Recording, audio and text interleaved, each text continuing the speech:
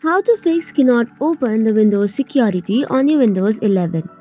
Hello everyone, and let's jump right into the steps to solve this issue. For the very first step, you have to click on the search bar and type in Windows Security.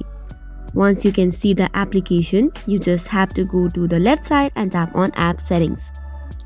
This will open the installed application's system components.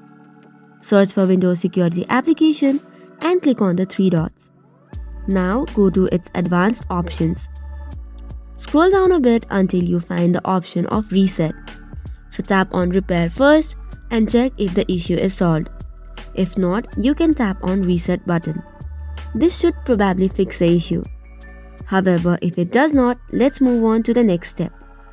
So for the next step, what you can do is open command prompt, but make sure to run it as administrator. So once you have opened your command prompt, here are few commands that you need to give. The first one is DISM/online/cleanup-image/scan health. This might take around 4 to 5 minutes. After this, you have to click on SFC scan now.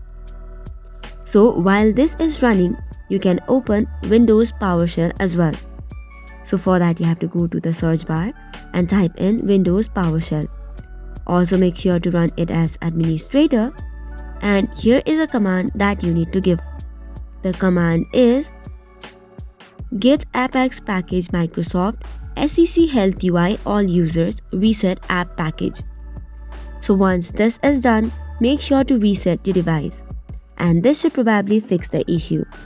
So that is all for today's video. For more such contents, do not forget to hit the like and subscribe button. Thank you and keep watching.